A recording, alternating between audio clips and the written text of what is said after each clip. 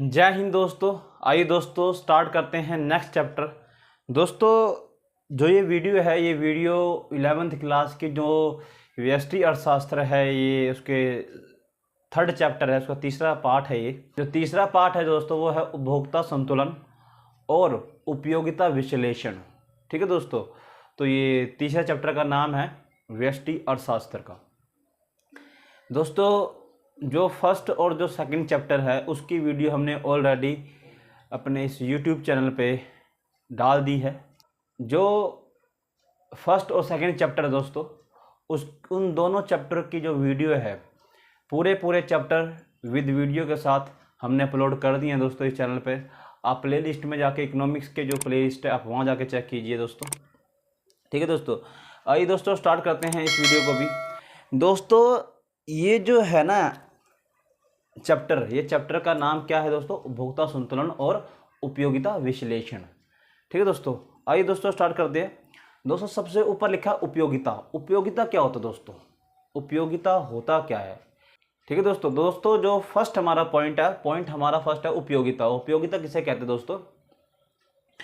तो जो उपयोगिता होती है दोस्तों, किसी वस्तु या सेवा के उपयोग से प्राप्त होने वाली जो संतुष्टि होती है, किसी वस्तु या सेवा के उपभोग से या उपयोग से प्राप्त होने वाली संतुष्टि उपयोगिता ही कहलाती है दोस्तों।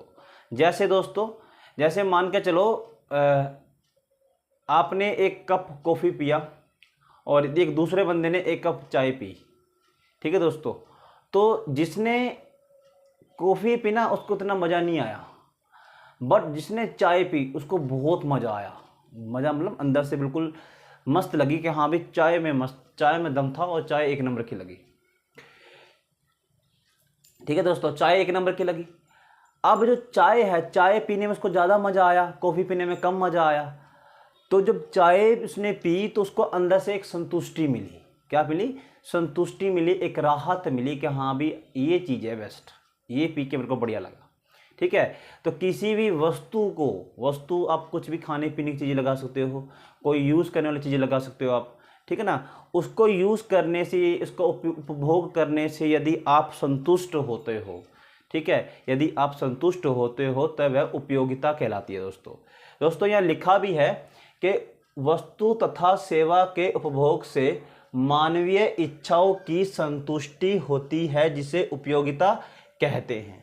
ठीक है दोस्तों, ये होती है उपयोगिता दोस्तों अब जो उपयोगिता होती है ना, उपयोगिता को दो तरीकों से मापा जाता है दोस्तों। उपयोगिता को भी मेजरमेंट किया जाता है दोस्तों। कैसे मेजरमेंट किया जाता है, कैसे मापा जाता है दोस्तों? इसकी मापने की दो विधियां होती है दोस्तों। ठीक है, इसकी मापने की दो विधियां, एक है गणनावाचक और एक है क्रमवाचक। दोस्तों सबसे पहले यहाँ पर दे रखी है गणनावाचक, ये आपको दिख रहा होगा, ये गणनावाचक देखिए सबसे पहले दोस्तों।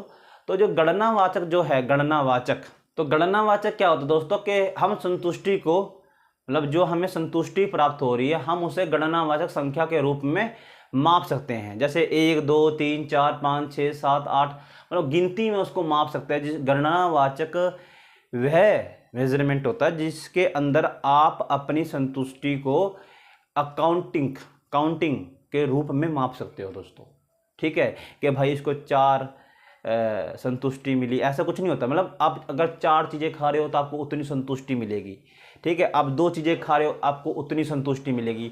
आप कोई 2 चीज़ें पी रहे हो तो आपको उतनी संतुष्टि मिलेगी।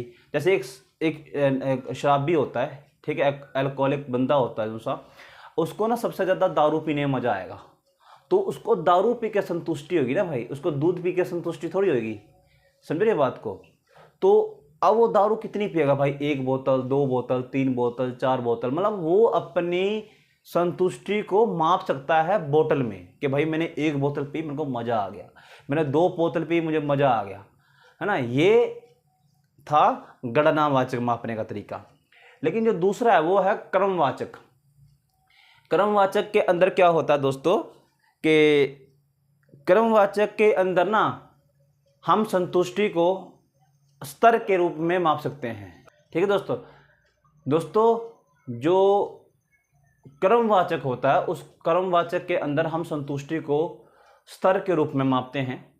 एक होता है उच्च स्तर, एक होता है निम्न स्तर। अब कैसे, इसका एक उदाहरण आपको मैं देता हूं। आप पहले इसको लिख सकते हो कि क्रमवाचक माप क्या होता है। क्रमवाचक माप में, क्रमवाचक माप वह माप है जिसके अंदर हम संतुष्टि को स्तर के रूप में माप सकते हैं, जैसे उच्च स्तर या निम्न स्तर, ठीक है, या उच्च स्तर या निम्न स्तर के रूप में माप सकते हैं, ऐसे भी आप लिख सकते हो। अब इसका उदाहरण भी आप नीचे जब आप डेफिनेशन लिख रहे हो ना, तो आप उसका उदाहरण भी लिखो इन चीज़ों में, जैसे कि एक कप कॉफ़ी, एक कप चाय। मैं चाय कॉफ़ी का ही एग्जाम्पल लेता हूँ दोस्तों। तो अब मेरे को ना चाय पी के बहुत ज़्यादा मज़ा आ रहा है, मान लो अब एक कप कॉफ़ी है मेरे पास, एक कप चाय है। तो जब मैंने चाय पी ना, जब मैंने कॉफ़ी पी ना, तो मेरे को बिल्कुल एक नंबर का भी मज़ा नहीं आया, मज़ा बिल्कुल 1% भी नहीं आया भाई। जब मैंने चाय पी भाई बढ़िया दूध वाली, तब मेरे को लगा कि हाँ भी अब मेरी बॉडी में कुछ एनर्जी ड्रिंक कुछ वगैरह एनर्जी कुछ गई है मेरे अंदर, ठीक है ना। तो मतलब जो चीज़ पीने से आपको ज़्यादा संतुष्टि हो रही है तो वो उच्च स्तर हो गया, ठीक है। जो चीज़ पीने से आपको कम संतुष्टि हो रही है, क्योंकि भाई मज़ा तो आया बट वो मज़ा नहीं आया, वो आना चाहिए, ठीक है, मतलब कम मज़ा आया उसको, तो निम्न स्तर। चाय पी तो ऊंचा स्तर क्योंकि बहुत मज़ा आया, कॉफ़ी पी तो निम्न स्तर क्योंकि कम मज़ा आया। समझ रहे बात को, समझ रहे ना बात को। तो ये थी कर्मवाचक। दोस्तों अगला जो है, अगला है कुल उपयोगिता और सीमांत उपयोगिता।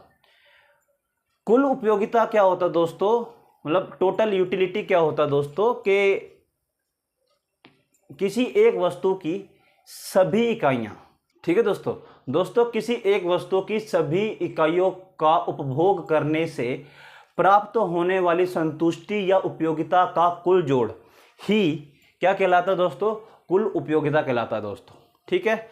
एक परिभाषा तो आप ये भी लिख सकते हो दोस्तों, और दूसरी परिभाषा आप ये लिखते हो कि दूसरी परिभाषा आप ये भी लिख सकते हो दोस्तों कि सीमांत उपयोगिता को जोड़ने से कुल उपयोगिता प्राप्त होती है, ठीक है दोस्तों। ये थी कुल उपयोगिता की परिभाषा। दोस्तों कुल उपयोगिता का ना एक फॉर्मूला भी होता है, एक सूत्र भी होता है कि आप जैसे कि आप टेबल के अंदर निकालना हो तो कैसे निकालेंगे दोस्तों।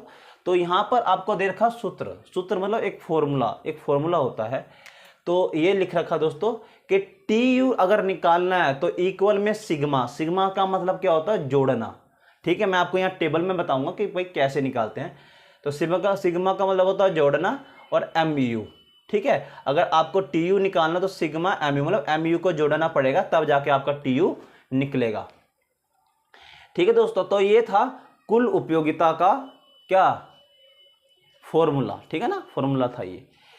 अब कुल उपयोगिता होती क्या है, मैंने आपको बताया कि किसी एक वस्तु की सभी इकाइयों के उपभोग से, कोई एक वस्तु है, फॉर एग्जांपल मैं समोसा ले लेता हूँ, ठीक है, समोसा ब्रेड कोई एक चीज़ ले लेता हूँ, मैं समोसा ही ले रहा हूँ।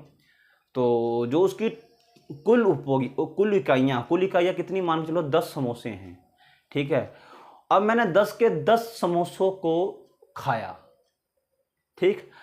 अब खाया मतलब क्या, उसका उपभोग किया, उसको यूज किया मैंने, ठीक से। अब उससे मेरे को जो सेटिस्फिकेशन प्राप्त हुई है, जो संतुष्टि प्राप्त हुई है, जो उपयोगिता प्राप्त हुई है, उसे ही कुल उपयोगिता कहा जाएगा, ठीक है ना। मैं वही आपको समझाना चाहता हूं कि किसी एक वस्तु की सभी इकाइयां आप प्रयोग करते हो, तो जो उससे आपको संतुष्टि, अंदर से सेटिस्फिकेशन, जो सुकून प्राप्त होता है, ठीक है, जो उपयोगिता प्राप्त होती है, उसे कहते हैं कुल उपयोगिता। क्लियर दोस्तों। जो नेक्स्ट है दोस्तों वो है सीमांत उपयोगिता, ठीक है दोस्तों। सीमांत उपयोगिता लिखा, देखो ये लिखा सीमांत उपयोगिता, ये जो नीचे है दोस्तों ये सीमांत उपयोगिता ही है, ठीक है दोस्तों। इसके अंदर क्या होता है कि किसी वस्तु की एक अतिरिक्त इकाई का उपभोग करने से, उपभोग मतलब उसका उपयोग करने से, उसको यूज करने से, किसी एक वस्तु की या वस्तु की एक अतिरिक्त इकाई का उपभोग करने से जो कुल उपयोगिता में परिवर्तन होता है, उसे ही सीमांत उपयोगिता कहते हैं दोस्तों।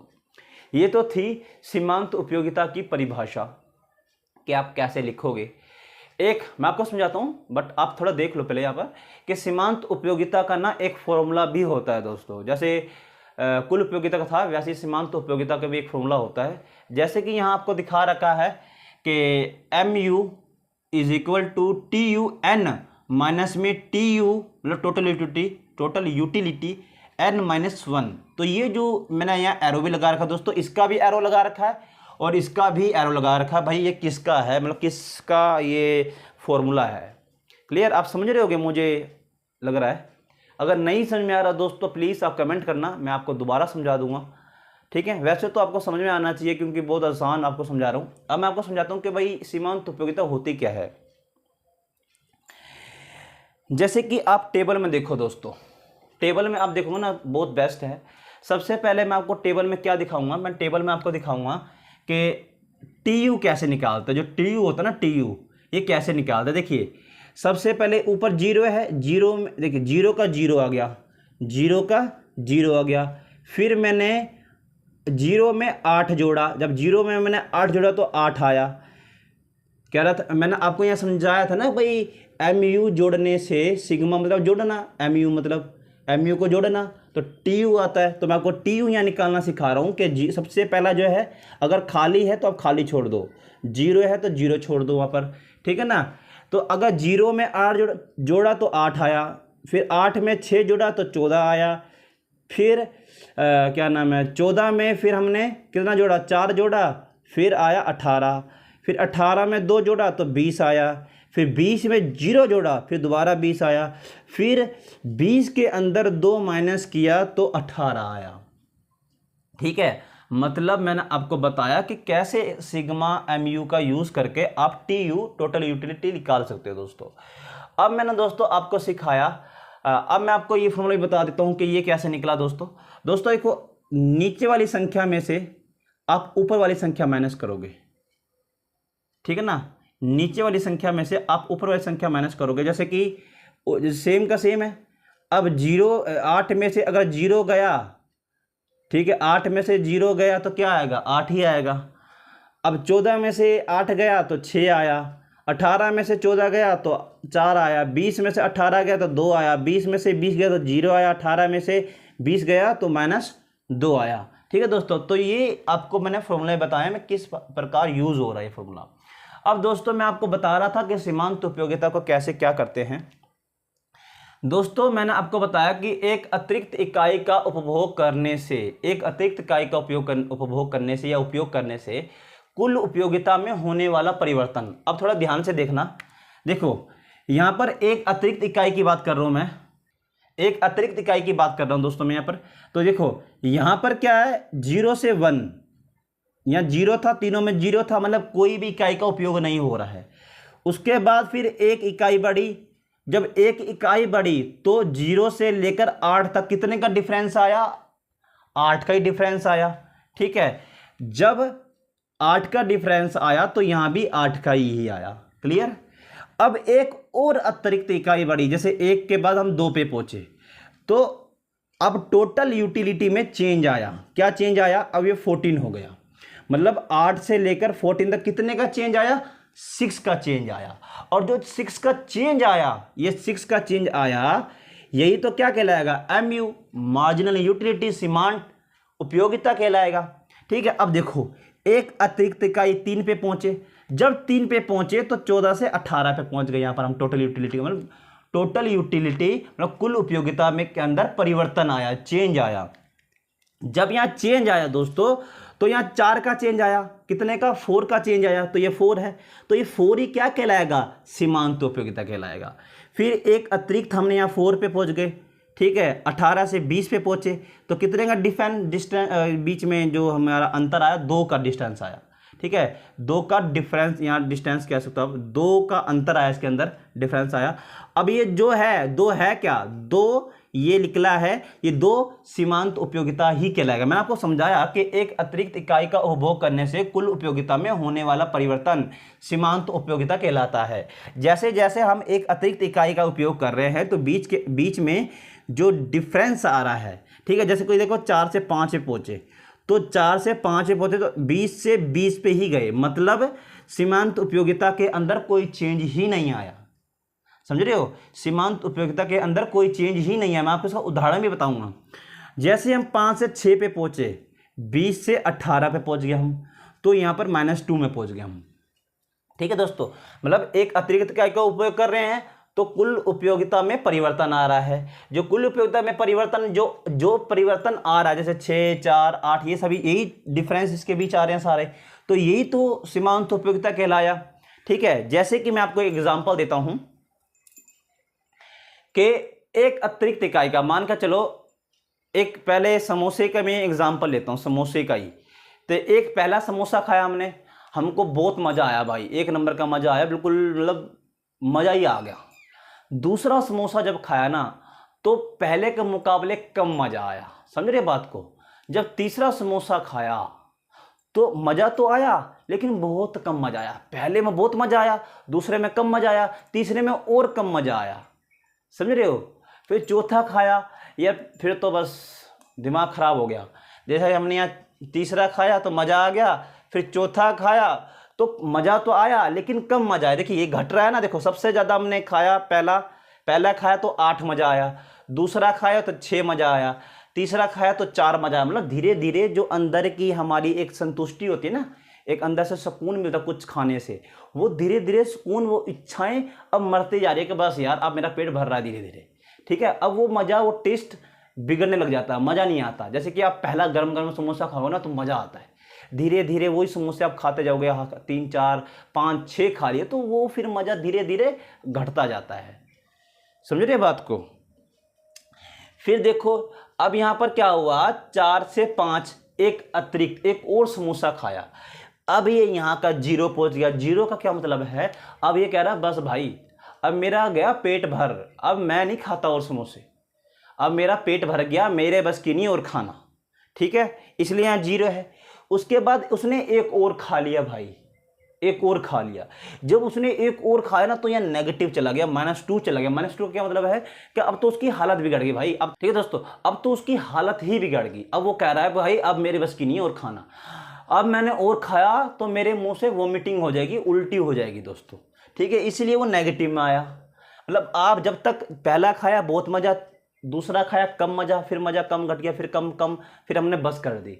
ठीक है, बस कर दी। फिर भी उस बंदे ने धक्के से खिलाया, उसको धक्के से खिलाया तो उसको क्या हो गया, उसको वोमिटिंग हो गया, उसको उल्टी हो गया दोस्तों।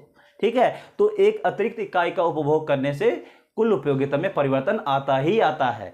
जैसे हमने एक अतिरिक्त, तो यह परिवर्तन आया, जो परिवर्तन आया जैसे 6 का 4 का बीच में जो डिस्टेंस आया इसके बीच का, वो ही क्या कहलाया, सीमांत उपयोगिता कहलाया दोस्तों। क्लियर। अब इसका ना दोस्तों ग्राफ भी है, ग्राफ क्या है देखो दोस्तों।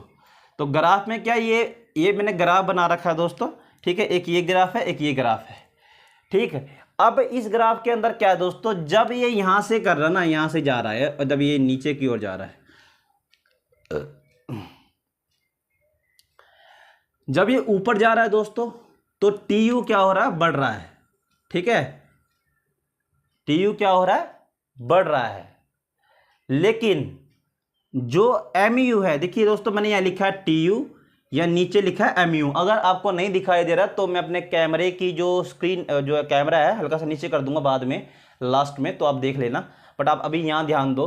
तो देखो यहाँ TU, ये MU है। ठीक है, एक TU है ये ऊपर वाला, ये MU है। आपको ऐसे ही ऊपर नीचे बना के दिखाने हैं। और ये डॉटेड जो डॉट यहाँ पर कट हो रहा है, ये डॉट यहाँ पर भी कट होना चाहिए, ध्यान रखना। नीचे वाले डॉट पे ऊपर वाले डॉट का ये ऐसे सीधा लाइन होनी चाहिए, तब जाके ग्राफ बढ़िया बनेगा। ठीक है, और सेम टू सेम डिट्टू छाप देना, ग्राफ ऐसे ही बनेगा सेम TU और MU का। ठीक है, अगर आपसे क्वेश्चन पूछता है कि TU और MU में संबंध बताओ, तो आप संबंध बता सकते हो, ये संबंध है। इसके अंदर आपने फॉर्मूला वगैरह या परिभाषा भी आप जोड़ सकते हो इसके अंदर TU MU की। ठीक है दोस्तों, आप ग्राफ बता सकते हो, उसके अंदर संबंधी तो बताना है, संबंध यही तो होता है। और होता क्या है, आप टेबल बता सकते हो, टेबल बताओ, ग्राफ बताओ, फिर नीचे ये बताओ, तो अच्छे खासे नंबर मिलेंगे आपको। ठीक है, जब TU बढ़ा तो MU भी घनात्मक हुआ। क्या हुआ, घनात्मक। उसके बाद जब TU 0 पे पहुंच गया, 0 नहीं सॉरी, ऊपर इस पॉइंट पे पहुंच गया, इस पॉइंट को बोलते हैं अधिकतम। एक हायर पॉइंट पे जब TU पहुंच गया तो MU कहां पहुंच गया, 0 पे पहुंच गया। ठीक है, मैंने यहां लिखा है जब TU अधिकतम हुआ तो mu शून्य हो गया, शून्य मतलब 0 हो गया। जब tu नीचे की ओर आया भाई, घटा, ठीक है, जब घटा तो जो mu है वो जो ग्राफ नहीं होता, जो ग्राफ की नीचे वाली लाइन होती है, नीचे वाली लाइन, जैसे ग्राफ की एक ऐसी लाइन जो है वो नीचे भी ग्राफ, उस लाइन से भी नीचे चला गया ग्राफ, ठीक है। अब थोड़ा ध्यान देना जब मैं स्क्रीन नीचे करूँगा, ठीक है, उससे भी नीचे चला गया ग्राफ। अब जब उससे भी नीचे चला गया तो क्या कहलाएगा, वो कहलाएगा नेगेटिव, धनात्मक, ठीक है ना, मतलब उल्टी होने वाला जो कंडीशन है वो यहाँ पर दिखाएगा। और यहाँ पर जो 0 दिखा रहा है ये बस अब पेट भर गया, उसके बाद मेरे बस की नहीं है, ये वो कंडीशन दिखा रहा है, ठीक है ना। अब क्या हुआ, मतलब जब ये घटा तो ये चला गया किस में, नेगेटिव में चला गया। ये तो 3 रिलेशन मैंने आपको बताए। दूसरा आप चौथा बता सकते हैं इन दोनों के फॉर्मूले। आपसे ना 1 नंबर में जो MCQs होते हैं उसके अंदर भी फॉर्मूले पूछ सकते हैं। तो एक तो गया TU, एक हो गया MU। पांचवा क्या है कि TU घटती दर से बढ़ता है लेकिन MU घटता है। क्लियर दोस्तों, मुझे आशा है कि आप मेरी वीडियो से बहुत कुछ समझे होंगे दोस्तों। मिलते हैं दोस्तों नेक्स्ट वीडियो में नेक्स्ट टॉपिक के साथ। जय हिंद दोस्तों।